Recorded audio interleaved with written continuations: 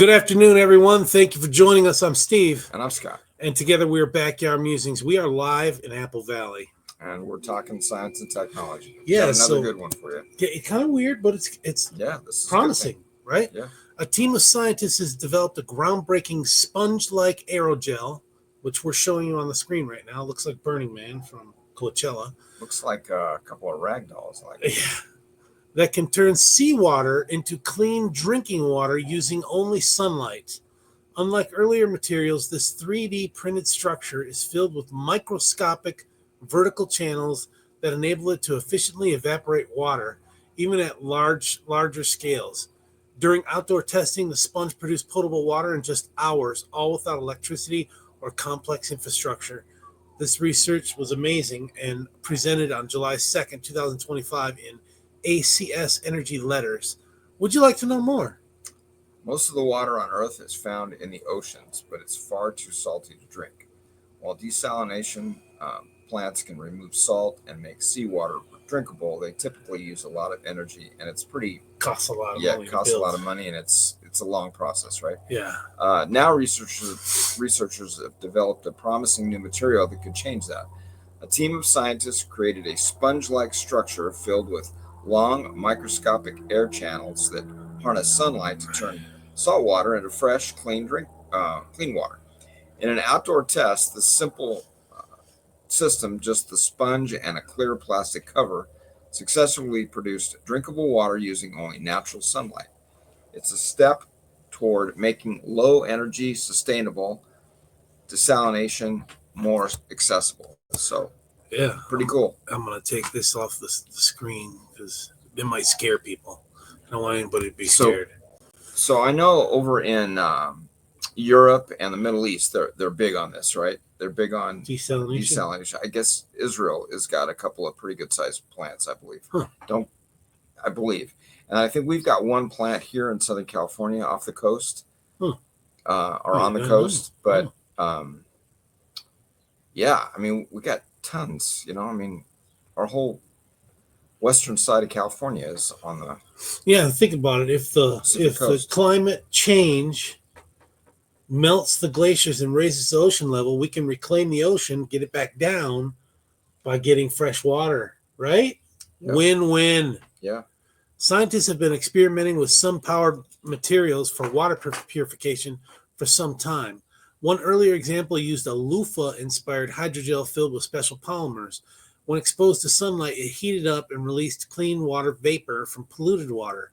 Hydrogels like this are soft and filled with liquid, but there's another class of materials called aerogels that are more rigid.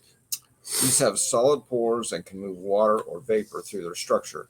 Aerogels have shown promise for desalination, but they often lose efficiency as they scale up in size.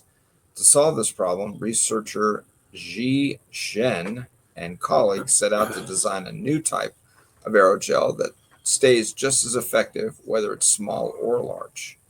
So I don't know that the paper or the article said what happens to the salt that's left behind. Do they discard the sponge, or do they market that as a byproduct? I don't know. So the sponges are expendable. Yeah, well, definitely, and they're not 3D printed. This fly's bugging me. Got bugs. The researchers made a paste containing carbon nanotubes and cellulose nanofibers, and then 3D printed it into a frozen surface, allowing each layer to solidify before the next was added. This process formed a sponge-like material with evenly distributed tiny vertical holes around each 20 micrometers wide. That is small. Yeah. They tested square pieces of the material ranging in size from 1 centimeter, which is half an inch, to about 3 inches wide, 8 centimeters, and found that the larger pieces released water through evaporation at rates as efficient as the smaller ones. Nice. Interesting. In an outdoor test, the researchers placed the material in a cup containing seawater, and it was covered by a curved, transparent plastic cover. Sunlight heated the top of the spongy material, evaporating just the water, not the salt, into water vapor. The vapor collected on the plastic cover as liquid, moving the now clean water to the edges where it dripped into a funnel and container below the cup.